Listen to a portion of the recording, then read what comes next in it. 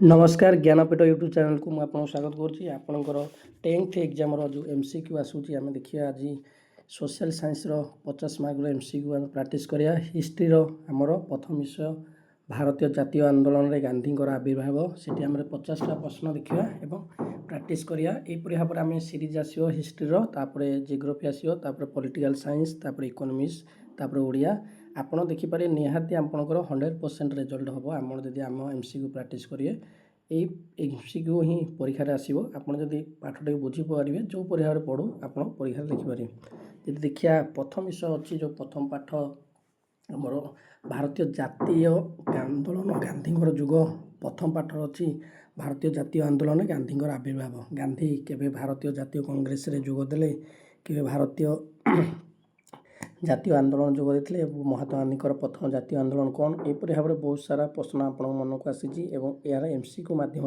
आम समाधान करिया जदि आम देखिए प्रथम प्रश्नटी आप देखिपर 1 नंबर प्रश्नटी जब देखुच गांधीजी बारिस्टर पढ़ापी केवे इंग्लैंड यात्रा करते जदि पचार गांधीजी केवे बारिस्टर माने वकिलाती पढ़ापी केवे से इंग्लैंड यात्रा करते ना यहाँ हम ऑप्शन बी हम राइट आंसर ऑप्शन बी हूँ अक्टोबर 1888 से जाइए पाठ पढ़ा जब केवे सरला पचार 1891 सरता ताल ऑप्शन बी एटार राइट आंसर हम आम देखिपार जदि द्वितीय प्रश्न को आम देखिए सेकेंड क्वेश्चन जालियान बाग केउठार अवस्थित आम जो जालियान बाग हत्याकांड घटी 1919 एप्रिल 13 तारिख दिन से कौटी अवस्थित कौ राज्य जदि कह पंजाबर कौ सहर में ना अमृतसर ऑप्शन बी हम राइट आंसर जदि आम देखा 3 नंबर प्रश्न निम्नलिखित मध्य केउटी गांधीजी द्वारा संगठित प्रथम आंदोलन जदि पचार गांधीजी प्रथम आंदोलन कौटा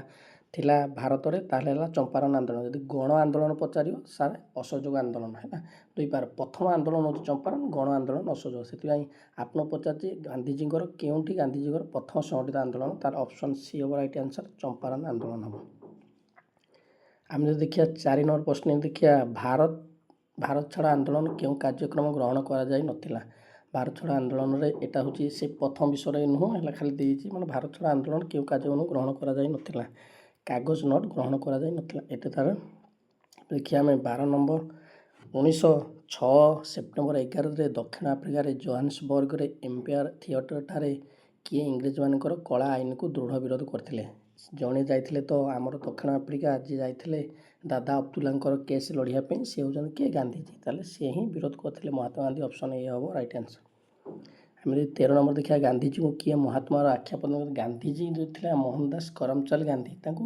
महात्मा बोली किए डाकुले जो साउथ अफ्रिका कम सब देखी किए विश्वकवि रवींद्रनाथ ठाकुर देते से उपाधिटा देते किए देते ना ऑप्शन सी हम रवींद्रनाथ ठाकुर हम ऑप्शन सी ये हम राइट आंसर ऑप्शन सी आम जब 14 नंबर प्रश्न देखिए बिहार चंपारण जिले में चाषी मान जमीर केते भाग अंचल नील उत्पादन करने इंग्रेज वृक्षरोपण बाध्य करते जी लिखी 2 भाग नुह एटा 3 भाग कहुए कारण से 3 काठिया व्यवस्था कहुए यहाँ हम ऑप्शन ए हम राइट आंसर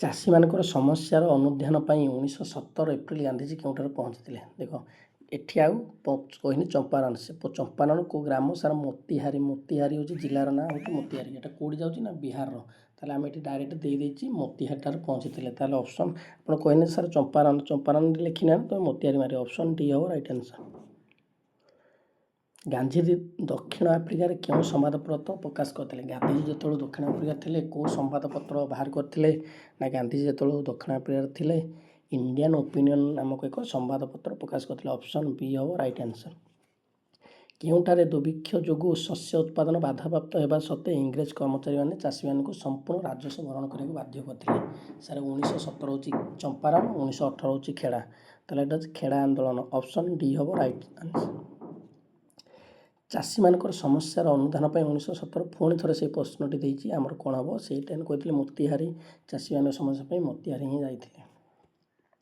खेड़ा आंदोलन सफलतार गभीर भाव प्रभावित हो गांधीजी जड़े प्रधान अनुगामी किए थे 19 ନମ୍ବର ପ୍ରଶ୍ନଟି ଦେଇଛି ଦେଖ, ଖେଡ଼ା ଆନ୍ଦୋଳନର ସଫଳତାରେ ଗଭୀର ଭାବେ ପ୍ରଭାବିତ ହୋଇ ଗାନ୍ଧିଜୀଙ୍କର ଜଣେ ପ୍ରଧାନ ଅନୁଗାମୀ ହୋଇଥିଲେ। ସାର୍ ଗାନ୍ଧିଜୀଙ୍କ କିଏ ପ୍ରଧାନ ଅନୁଗାମୀ ହୋଇଥିଲେ ଯଦି ପଚାର, ଖେଡ଼ା ଆନ୍ଦୋଳନକୁ କିଏ ମହାତ୍ମା ଗାନ୍ଧୀକି ଡାକିଥିଲେ, ତାହେଲେ ଇନ୍ଦୁଲାଲ ଯାଜ୍ଞିକ ହେବ। ଯଦି କିଏ ତାଙ୍କ ସଫଳତା ପରେ ଅନୁଗାମୀ ହୋଇଗଲେ ନା ସର୍ଦ୍ଦାର ବଲ୍ଲଭଭାଇ ପଟେଲ। ଆମେ ଯଦି 20 ନମ୍ବର ପ୍ରଶ୍ନ ଦେଖିବା, ଡ୍ୟାସ୍ ଆନ୍ଦୋଳନ ଇଂରେଜ ସରକାରଙ୍କ ବିରୁଦ୍ଧରେ ଗାନ୍ଧିଜୀଙ୍କ ପ୍ରଥମ ଜାତୀୟ ଆନ୍ଦୋଳନ। ସାର୍ ଜାତୀୟ ଆନ୍ଦୋଳନ ପ୍ରଥମ ଆନ୍ଦୋଳନ ଥିଲା ଚମ୍ପାରଣ ଆନ୍ଦୋଳନ। ଯଦି ପ୍ରଥମ ଜାତୀୟ ଆନ୍ଦୋଳନ ପ୍ରଥମ ରାଉରକେଲା ଆଇନ ଗୋଟେ ଆସିଥିଲା। ଆପଣ ଯଦି ବହିଟା ପଢ଼ିଥିବେ ଭଲ ଭାବରେ, ଏଇଟା ହେଉଛି ଲଙ୍ଗ୍ ଟାଇପ୍ ପାଇଁ। ଆମେ ଏଇଟା ତ MCQ ପ୍ରାକ୍ଟିସ୍ କରୁଛେ, ଲଙ୍ଗ୍ ଟାଇପ୍ ହେଲେ ଭଲ ଭାବରେ ବୁଝିପାରିବେ ତାକୁ। ରାଉରକେଲା ଆଇନ ବିରୁଦ୍ଧରେ ଭାରତ ଜାତୀୟ କଂଗ୍ରେସ ଅଧିବେଶନ କିଏ ଭାରତ ଛାଡ଼ ପ୍ରସ୍ତାବ ଆଣିଥିଲେ? ଯେଉଁ ଭାରତ ଛାଡ଼ ଆନ୍ଦୋଳନ ଆମ ଅଛି, ତାପରେ ଗୋଟେ ହେଉଛି ଆମର କ'ଣ ଅସହଯୋଗ ଆନ୍ଦୋଳନ, ଗୋଟେ ହେଉଛି ଆଇନ ଅମାନ୍ୟ ଆନ୍ଦୋଳନ, ଗୋଟେ ଭାରତ ଛାଡ଼ ଆନ୍ଦୋଳନ, ତିନୋଟି ଆନ୍ଦୋଳନ। ସେଇ ଯେଉଁ ଆନ୍ଦୋଳନ ଭାରତ ଛାଡ଼ ଆନ୍ଦୋଳନ ପଣ୍ଡିତ ଜବାହରଲାଲ ନେହେରୁ ଦେଇଥିଲେ, ପ୍ରସ୍ତାବ ଆଣିଥିଲେ ହେଲା। ମହାତ୍ମା ଗାନ୍ଧୀ ଜଣେ ଓକିଲ ରୂପେ ଦକ୍ଷିଣ ଆଫ୍ରିକା କେଉଁ ସ୍ଥାନକୁ ଯାଇଥିଲେ? ମହାତ୍ମା ଗାନ୍ଧୀ ଯେଉଁ ଓକିଲ ଦାଦା ଅବଦୁଲ୍ଲାଙ୍କ କେସ୍ ଲଢ଼ିବାକୁ ଯାଇଥିଲେ, ସେ କେଉଁ ଜାଗାକୁ ଯାଇଥିଲେ ଦକ୍ଷିଣ ଆଫ୍ରିକାକୁ? ନା ନାଟାଲ ନାମକ ସହର। ଏଇଠୁ 15ରୁ 22 ଭିତରେ ସବୁତ ପ୍ରଶ୍ନ ଜାଣିପାରିଲ। ଏବେ ଆମେ ପରବର୍ତ୍ତୀ ପେଜ୍ ଯିବା।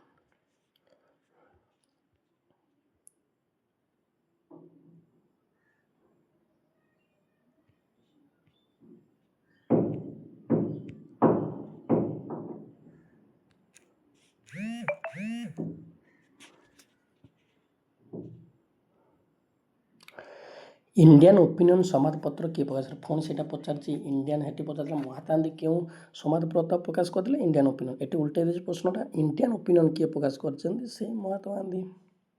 ଯଦି 24 ନମ୍ବର ପ୍ରଶ୍ନ ଦେଖିବା, ଗାନ୍ଧିଜୀଙ୍କ ରାଜନୈତିକ ଗୁରୁ କିଏ ଥିଲେ? ଯଦି ଆମେ ଦେଖିବା ଗାନ୍ଧିଜୀଙ୍କ ରାଜନୈତିକ ଗୁରୁ କିଏ ଥିଲେ, ନା ଗୋପାଳ କୃଷ୍ଣ ଗୋଖଲେ ଥିଲେ। ଅପସନ୍ ଏ ହେବ ରାଇଟ୍ ଆନ୍ସର୍।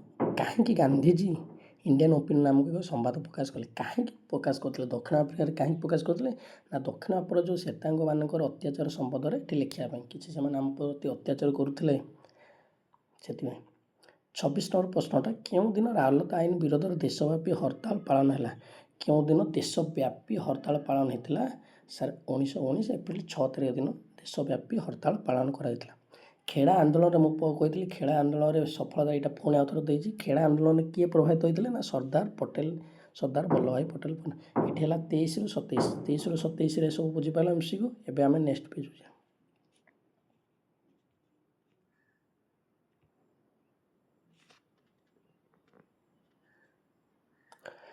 ଖେଡ଼ା ଆନ୍ଦୋଳନରେ ସଫଳତାରେ ପ୍ରଭାବିତ ହୋଇ କିଏ ଗାନ୍ଧିଜୀଙ୍କ ଜଣେ ପ୍ରଧାନ ଅନୁଗାମୀ ହୋଇଥିଲେ? ନା ସର୍ଦ୍ଦାର ବଲ୍ଲଭଭାଇ ପଟେଲ। ରାଉରକେଲା ଆଇନ ହରତାଳ କରିବାକୁ ଗାନ୍ଧିଜୀ କେବେ ଗିରଫ କରି ଛାଡ଼ି ଦିଆଗଲା? ରାଉରକେଲା ଆଇନରେ କେବେ ତାଙ୍କୁ ଗିରଫ କରାଯାଇଥିଲା? ନା 1919 ଏପ୍ରିଲ 9 ତାରିଖ। ଅପସନ୍ ଡି ହେବ ରାଇଟ୍ ଆନ୍ସର୍। ପ୍ରତ୍ୟେକ ଭାରତୀୟ ନିଜର ଅଙ୍ଗୁଳି ଛାପ ଥିବା ପଞ୍ଜୀକରଣ ପ୍ରମାଣପତ୍ର ସବୁ ସମୟରେ ବହନ କରିବା ସଂକ୍ରାନ୍ତରେ ଦକ୍ଷିଣ ଆଫ୍ରିକା ସରକାର କେବେ ଆଇନ ପ୍ରଣୟନ କରିଥିଲେ? ନା 1906ରେ ଗୋଟେ ଆଇନ ପ୍ରଣୟନ କରିଥିଲେ ଦକ୍ଷିଣ ଆଫ୍ରିକାରେ। ସମସ୍ତ ଭାରତୀୟ ତାଙ୍କ ନିଜର ଅଙ୍ଗୁଳି ଛପା ପଞ୍ଜୀକରଣ ପ୍ରମାଣପତ୍ର ସବୁ ଜାଗାକୁ ନେବାକୁ ବାଧ୍ୟ। ରାଉରକେଲା ଆଇନ କେବେ ଗୃହୀତ ହୋଇଥିଲା? ନା ରାଉରକେଲା ଆଇନ ଗୃହୀତ ହୋଇଥିଲା 1919 ମାର୍ଚ୍ଚ 18 ତାରିଖ। এটা କ'ଣ ଆଇନ? ନା ଆମେ କୌଣସି ଟ୍ରାଏଲ୍ରେ ଜଣକୁ ଜେଲକୁ ପଠାଇ ପାରିବା। ଯେତେବେଳେ ବିଶ୍ୱଯୁଦ୍ଧ ଚାଲୁଥିଲା ସେହି ସମୟରେ ଏଇ ଆଇନଟା ଆଣିଥିଲେ, ଇଂରେଜ ସରକାର ଆଣିଥିଲେ 1914ରୁ 1918। ଯେତେବେଳେ ବିଶ୍ୱଯୁଦ୍ଧ ବେଳୁ ଏଇ ଆଇନଟା ଆସିଥିଲା। ଗାନ୍ଧିଜୀ ଦକ୍ଷିଣ ଆଫ୍ରିକା କେଉଁ ସ୍ଥାନକୁ ଯାଇଥିଲେ? ଏଇଠି ପୁଣି ଆଉ ଥରେ ପ୍ରଶ୍ନ ଦେଇଛି, ଗାନ୍ଧିଜୀ ଦକ୍ଷିଣ ଆଫ୍ରିକାକୁ କେଉଁ ସ୍ଥାନକୁ ଯାଇଥିଲେ? ସାର୍ ନାଟାଲ ନାମକ ଏକ ସ୍ଥାନକୁ ଯାଇଥିଲେ। ଗାନ୍ଧିଜୀ କେଉଁ ଆନ୍ଦୋଳନରେ ପ୍ରଥମ ଥର ପାଇଁ ସତ୍ୟାଗ୍ରହ ପ୍ରୟୋଗ ହୋଇଥିଲା? ଗାନ୍ଧିଜୀଙ୍କର କେଉଁ ଆନ୍ଦୋଳନରେ ପ୍ରଥମ ଥର ପାଇଁ ସତ୍ୟାଗ୍ରହ ପ୍ରୟୋଗ ହୋଇଥିଲା? ନା ଚମ୍ପାରଣ। ପ୍ରଥମ ତାଙ୍କର ଚମ୍ପାରଣ। ତାହେଲେ ଅପସନ୍ ସି ହେବ ରାଇଟ୍ ଆନ୍ସର୍, ଚମ୍ପାରଣ ଆନ୍ଦୋଳନ। ଏହି ପେଜ୍ରେ 27ରୁ 28 ସାତିକେ କୌଣସି 27ରୁ 32 ସାତେ କୌଣସି ବୁଝିବା ନାହିଁ। ଆଉ ଗୋଟେ କରିଦେବା, କାହାର ନିମନ୍ତ୍ରଣ କ୍ରମେ ଗାନ୍ଧୀ ଚମ୍ପାରଣ। ଯେଉଁ ଚମ୍ପାରଣ ତାଙ୍କର ଗାନ୍ଧିଜୀଙ୍କର ପ୍ରଥମ ଆନ୍ଦୋଳନ ଥିଲା, ସେ କାହାର ନିମନ୍ତ୍ରଣରେ ଯାଇଥିଲେ? ନା ଯାଇଥିଲେ ରାଜକୁମାର ଶୁକ୍ଲା। ଅପସନ୍ ଏ ହେବ ରାଇଟ୍ ଆନ୍ସର୍। ଏବେ ନେକ୍ସଟ ପେଜ୍କୁ ଯିବା।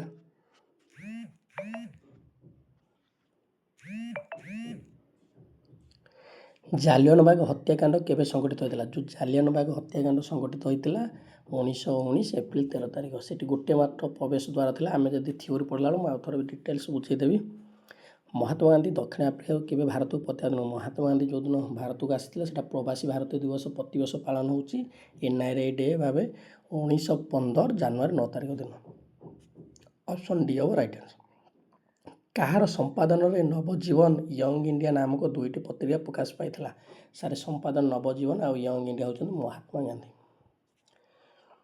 କେବେ ମହାତ୍ମା ଗାନ୍ଧୀ ଜନ୍ମଗ୍ରହଣ କରିଥିଲେ? ଏଇଟା ତ ପୁରା ଇଜି ପ୍ରଶ୍ନଟି। କେବେ ମହାତ୍ମା ଗାନ୍ଧୀ ଜନ୍ମଗ୍ରହଣ କରିଥିଲେ? 37 ନମ୍ବର ନା 19 ଅକ୍ଟୋବର 2 ତାରିଖ ଦିନ। ଅକ୍ଟୋବର 2 ତାରିଖ, ସେଥିପାଇଁ ଆମର ଗାନ୍ଧୀ ଜୟନ୍ତୀ ପାଳନ କରାଯାଏ। କସ୍ତୁରବାଙ୍କୁ ସମସ୍ତେ ଶ୍ରଦ୍ଧାରେ କ'ଣ ବୋଲି ସମ୍ବୋଧନ କରୁଥିଲେ? ସମସ୍ତେ ମା ବୋଲି ସମ୍ବୋଧନ କରୁଥିଲେ। କେଉଁ ଆନ୍ଦୋଳନରେ ଗାନ୍ଧିଜୀଙ୍କ ନେତୃତ୍ୱରେ ଭାରତର ପ୍ରଥମ ସଫଳ ଅହିଂସା ଆନ୍ଦୋଳନ? ଯେଉଁ ସଫଳ ଅହିଂସା ଆନ୍ଦୋଳନ, ଗାନ୍ଧିଜୀଙ୍କର ପ୍ରଥମ ଆନ୍ଦୋଳନ କ'ଣ ଥିଲା? ନା ଚମ୍ପାରଣ ଆନ୍ଦୋଳନ। ସେ କହିଛି କେଉଁ ଆନ୍ଦୋଳନଟି ଗାନ୍ଧିଜୀଙ୍କ ନେତୃତ୍ୱରେ ଭାରତର ପ୍ରଥମ ସଫଳ ଆନ୍ଦୋଳନ ଥିଲା? ନା ଚମ୍ପାରଣ ଆନ୍ଦୋଳନ ଥିଲା। କେବେ ଦିଲ୍ଲୀରେ ରାଓଲାତ ଆଇନ ବିରୋଧରେ ହିନ୍ଦୁ ମୁସଲମାନ ଏକ ଶୋଭାଯାତ୍ରା ପାଳନ କରିଥିଲେ? ସାର୍ କେବେ ଦିଲ୍ଲୀରେ ପାଳନ କରିଥିଲେ? ନା 1919 ମାର୍ଚ୍ଚ 20 ତାରିଖ ଦିନ ପାଳନ କରିଥିଲେ। କାଇଜର ଇନ୍ ହିନ୍ଦର ଅର୍ଥ କ'ଣ? କାଇଜର ଇନ୍ ହିନ୍ଦ ମିଳିଥିଲା କାହାକୁ? ମହାତ୍ମା ଗାନ୍ଧୀକୁ ଗୋଟେ ଉପାଧି ମିଳିଥିଲା, ସେଟା ହେଉଛି କ'ଣ? ହିନ୍ଦୁସ୍ତାନର ଯେ ସମ୍ରାଟ, ତାଙ୍କୁ ଏଇ ଉପାଧି କୁହାଯାଏ। କାଇଜର ଇନ୍ ହିନ୍ଦର ଅର୍ଥ ହେଉଛି ହିନ୍ଦୁମାନଙ୍କର ସମ୍ରାଟ। ଯଦି ଆମେ 42 ନମ୍ବର ପ୍ରଶ୍ନକୁ ଯିବା, 42 ନମ୍ବର ଦେଇଛି ଜାଲିଆନାବାଗ ହତ୍ୟାକାଣ୍ଡରେ ସଂଗଠିତ ହୋଇଥିଲା କିଏ? General Dyer. କେଉଁ ଇଂରେଜ ଜେନେରାଲ ଦ୍ୱାରା ଜାଲିଆନାବାଗ ହତ୍ୟାକାଣ୍ଡ ସଂଗଠିତ ହୋଇଥିଲା? ନା ଆମର ଜେନେରାଲ ଡାୟାରଙ୍କ ଦ୍ୱାରା ସଂଗଠିତ ହୋଇଥିଲା। ଏବେ ଦେଖିବା ନେକ୍ସଟ ପେଜ।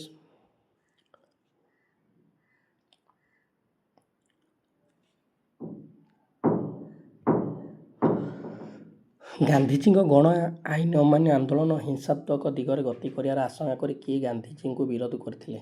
ଯେଉଁ ଗାନ୍ଧିଜୀଙ୍କର ଏ ଯେଉଁ ଗଣ ଆନ୍ଦୋଳନଟି ହିଂସା ହେଇଯିବ, ଯେମିତି କହିଥିଲେ ଅସହଯୋଗ ଆନ୍ଦୋଳନ ବେଳକୁ ତମେ କରିବା ପାଇଁ, ହିଂସା ନ ହେବା ପାଇଁ, ସାର୍ ଏଇଟା ଯିଏ ମାରିଛି ଅପସନ୍ ବି ଭୁଲ ମାରିଛି, ଆମର ଆନି ବେସନ୍ତ ତାଙ୍କୁ ବିରୋଧ କରିଥିଲେ।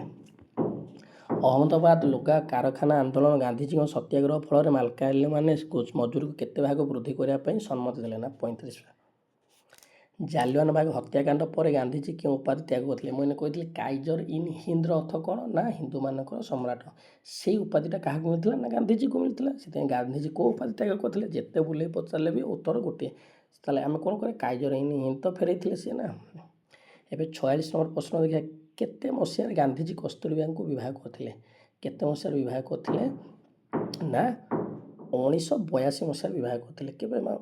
1982 କହିଦେଲେ, 1882 ମସିହାରେ ବିବାହ କରିଥିଲେ। ଶ୍ଵେତାଙ୍ଗମାନଙ୍କ ଅତ୍ୟାଚାର ସମ୍ବନ୍ଧରେ ଜନସାଧାରଣଙ୍କୁ ଅବଗତ କରାଇବା ପାଇଁ ଗାନ୍ଧିଜୀ ପ୍ରକାଶ କରିଥିବା ସମ୍ବାଦପତ୍ରିକାର ନାମ କ'ଣ? ଯେଉଁ ସମ୍ବାଦପତ୍ର ପ୍ରକାଶ କରିଥିଲେ ଇଂଲଣ୍ଡରେ, ସେଇ ଇଂଲଣ୍ଡରେ ଯେଉଁ ସମ୍ବାଦପତ୍ରର ନାଁ ଥିଲା କ'ଣ? Indian opinion. ଅପସନ୍ ଡି ହେବ ରାଇଟ୍ ଆନ୍ସର। କାହାର ଅନୁରୋଧ କ୍ରମେ ଗାନ୍ଧିଜୀ ଚମ୍ପାରଣ ଜିଲ୍ଲାର ସଦର ମହକୁମା ମୋତିହାରୀରେ ପହଞ୍ଚିଥିଲେ? ଯେଉଁ ମୋତିହାରୀକୁ କିଏ ତାଙ୍କୁ ନିମନ୍ତ୍ରଣ କରିଥିଲେ? ଚମ୍ପାରଣ ମୁଁ କହିଥିଲି କିଏ ନିମନ୍ତ୍ରଣ କରିଥିଲେ? ନା ରାଜକୁମାର ଶୁକ୍ଲା। ଦେଖିବେ ଅପସନ୍ କେତେ ଅଛି? Option B. ଆପଣ ଭାବେ ଏହିପରି ଭାବରେ ଉତ୍ତର ମନେ ରଖନ୍ତୁ ଯେ ଆପଣ ଖୋଜିବେ ଯାଇ ପରୀକ୍ଷା ହଲରେ ଅପସନରେ କେତେ ନମ୍ବର ଅପସନ୍ ସେ ଅଛି, ଏର ଅଛି କି ବିର ଅଛି କି ସିର ଅଛି ଡିର ଅଛି। ଉତ୍ତରଟା ଆପଣ ଖୋଜିବେ, ଆଉ ଦେଖିବେ ନା ଏ ବି କି କେଉଁଟା ମାରିବେ। ଆପଣ ଏହିପରି ଭାବରେ ଯଦି ଘୋଷା ପ୍ରାକ୍ଟିସ୍ କରିବେ, ଆଉ ବିଷୟକୁ ସବୁବେଳେ ମନେ ରଖିବାକୁ ଚେଷ୍ଟା କରନ୍ତୁ। ଦକ୍ଷିଣ ଆଫ୍ରିକାରେ ଗାନ୍ଧିଜୀଙ୍କ ସଂଗ୍ରାମ ସମୟରେ ସେଠାକାର ଶାସକର ମୁଖ୍ୟ କିଏ ଥିଲେ? ଯେତେବେଳେ ଦକ୍ଷିଣ ଆଫ୍ରିକାରେ ସେ ଯାଇଥିଲେ ମହାତ୍ମା ଗାନ୍ଧୀ, ସେଠାରେ କିଏ ଥିଲେ? ମାନେ ତାଙ୍କର ଯେ ଶାସକ ମୁଖ୍ୟ, ଧର ପ୍ରଧାନମନ୍ତ୍ରୀ ହୁଅନ୍ତୁ, ରାଷ୍ଟ୍ରପତି ହୁଅନ୍ତୁ, ସେ ଥିଲେ ଜେନେରାଲ ଷ୍ଟର। ଅପସନ୍ ଏ ହେବ ରାଇଟ୍ ଆନ୍ସର। ତାର ଜଣେ ଭାରତୀୟ ମୁସଲମାନ ବ୍ୟବସାୟୀର ଓକିଲ ଭାବରେ ମକଦ୍ଦମା ଲଢ଼ିବା ପାଇଁ ଗାନ୍ଧିଜୀ ଯାଇଥିଲେ। ସେ ଜଣେ ଯେଉଁ ମୁସଲମାନ ଥିଲେ, ଭାରତୀୟ ମୁସଲମାନ, ତାଙ୍କର ନାମ କ'ଣ ଥିଲା? ମୁଁ କହିଥିଲି ଦାଦା ଅବଦୁଲ୍ଲା। ଦାଦା ଅବଦୁଲ୍ଲାଙ୍କ କେସ୍ ଲଢ଼ିବାକୁ ସେ ମହାତ୍ମା ଗାନ୍ଧୀ ଯାଇଥିଲେ। ଇଏ ହେଲା 50 ନମ୍ବର ପ୍ରଶ୍ନ।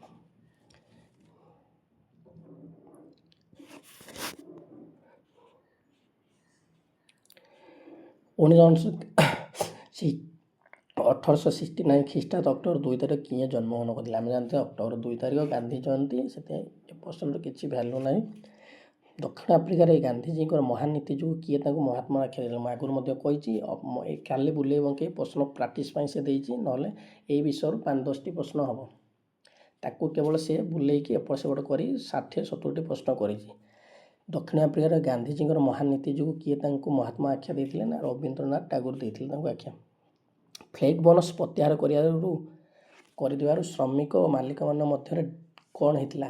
ଯେଉଁ କଳିଟି ହେଇଥିଲା, ଏଟା କେଉଁଠି ହେଇଥିଲା? ନା ଅହମ୍ମଦାବାଦ ଲୁଗା କଳ। ଅହମ୍ମଦାବାଦ। ଅପସନ୍ ଏ ହେବ ରାଇଟ୍ ଆନ୍ସର। ରାଓଲାତ ଆଇନ ବିରୋଧରେ ହିନ୍ଦୁ ମୁସଲମାନ ଏକ ଶୋଭାଯାତ୍ରା ଠାରେ ଅନୁଷ୍ଠିତ ହୋଇଥିଲା। ସାର୍ ଦିଲ୍ଲୀରେ ଅନୁଷ୍ଠିତ ହୋଇଥିଲା। ଦକ୍ଷିଣ ଆଫ୍ରିକାରେ ଗାନ୍ଧିଜୀ ଡ୍ୟାସ୍ ମସିହାରେ ଫେରିଲେ? କେବେ ଫେରିଲେ? ମୁଁ କହିଥିଲି NRI ଡେ 1915 ଜାନୁଆରୀ 9 ତାରିଖ ଦିନ। ଜାନୁଆରୀ 9 ତାରିଖ ହେଲେ ଏଇଟା 1915। ଡେଟ୍ ଲେଖିନି, ଡେଟ୍ ଲେଖିଲେ ଆମେ ଡେଟ୍ ମାରିଥାନ୍ତେ 1915। ନୀଳ ଉତ୍ପାଦନକାରୀ କରିବା ପାଇଁ ଇଂରେଜ ସରକାର ପ୍ରବର୍ତ୍ତାଇଥିବାରୁ ଭାରତୀୟରେ ଡ୍ୟାସ୍ ଆନ୍ଦୋଳନ ଆରମ୍ଭ ହୋଇଥିଲା? କେଉଁ ଆନ୍ଦୋଳନ ଆରମ୍ଭ ହୋଇଥିଲା? ଯେଉଁ ନୀଳ ଉତ୍ପାଦନ ହେଉଛି ସାର୍ ଚମ୍ପାରନ ଆନ୍ଦୋଳନ ଆରମ୍ଭ ହୋଇଥିଲା। ଜାଲିଆନାବାଗ ହତ୍ୟାକାଣ୍ଡ କେଉଁଠି ରାଜ୍ୟରେ ସଂଗଠିତ ହୋଇଥିଲା? ଜାଲିଆନାବାଗ ହତ୍ୟାକାଣ୍ଡ ରାଜ୍ୟ ପଚାରିଥିଲା ତଳୁ ଜାଲିଆନାବାଗ କେଉଁ ସହରରେ ଥିଲା? ଅମୃତସର। ଏବେ ପଚାରିଛି ରାଜ୍ୟ, ମୁଁ ଏଥିରେ କହିଲା ବେଳକୁ ରାଜ୍ୟ କହିଥିଲି, ରାଜ୍ୟ ହେଉଛି ପଞ୍ଜାବ।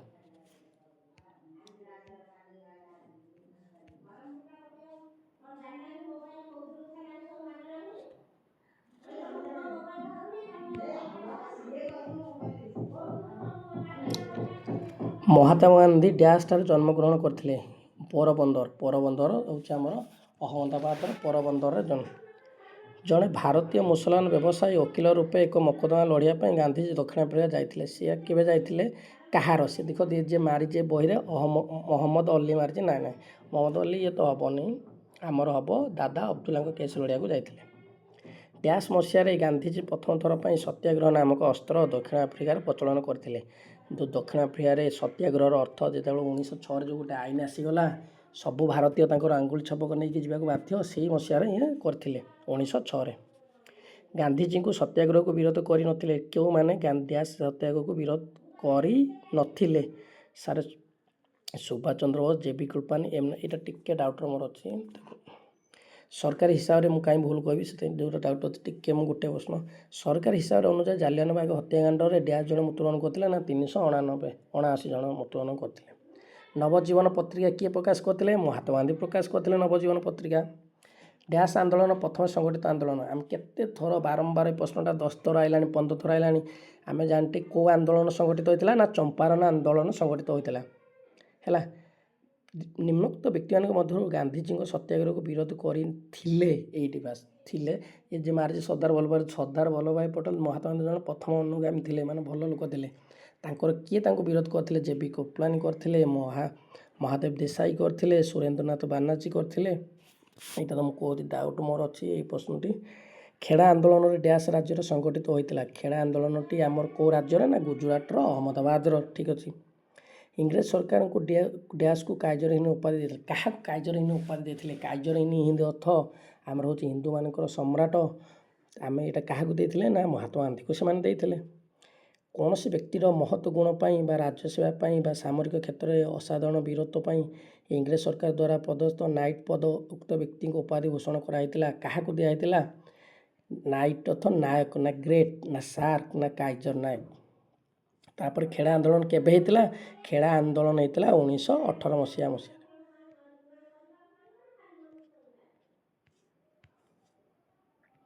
ଏବେ ଆମେ ଏଇର ଯେତିକି ଥିଲା MCQ ଆମେ ପ୍ରାକ୍ଟିସ୍ କରିଦେଲେ। ଆପରେ ଦ୍ୱିତୀୟଟା ଦେଖିବା ଆମେ କ'ଣ ନା ଆଇନ ଅମାନ୍ୟ ଆନ୍ଦୋଳନ। ଆଇନ ଅମାନ୍ୟ ଆନ୍ଦୋଳନ ଗଲା ମହାତ୍ମା ଗାନ୍ଧୀଙ୍କ ଆବିର୍ଭାବ ଗଲେ, ତାପରେ ଅସହଯୋଗ ଆନ୍ଦୋଳନ ବିଷୟ ଟିକେ ପଢ଼ିଲେ, ତାପରେ ଆମେ ଦେଖିବା ସେକେଣ୍ଡ ଚାପ୍ଟର। ଆପଣ ଯଦି ପ୍ରଶ୍ନ ପ୍ରାକ୍ଟିସ୍ କରିଦିଅନ୍ତୁ, ଆଉ ଯଦି ଆମ ଚ୍ୟାନେଲ୍ ଭଲ ଲାଗୁଛି ସବସ୍କ୍ରାଇବ୍ କରିଦେବେ। ଏହିପରି ଭାବରେ ଆମେ ଆପରେ ସିରିଜ୍ ଆଣିବୁ, ଗୋଟେ ସପ୍ତାହ ହିଷ୍ଟ୍ରି। ଆଜିକୁ ଯେଉଁ ବାର ରହିଲା, ଆଜି ଶୁକ୍ରବାର, ପ୍ରତି ଶୁକ୍ରବାର ଆମର ଆସିବ, ଫ୍ରାଇଡ଼େରେ ହିଷ୍ଟ୍ରି ଆସିବ, ସଟରଡେରେ ଆସିବ ଜିଓଗ୍ରାଫି। ଏହିପରି ଭାବେ ଆମେ ରୁଟିନ୍ଟି ଦେଇଦେବୁ ଗ୍ରୁପ୍ରେ 10th ପିଲା ପାଇଁ। ଆପଣ ସହଯୋଗ ଆମେ ଚେଷ୍ଟା କରୁଛୁ, ଆପଣମାନେ ମଧ୍ୟ ପ୍ରାକ୍ଟିସ୍ କରନ୍ତୁ। ରହୁଛୁ, ଜୟ ଜଗନ୍ନାଥ।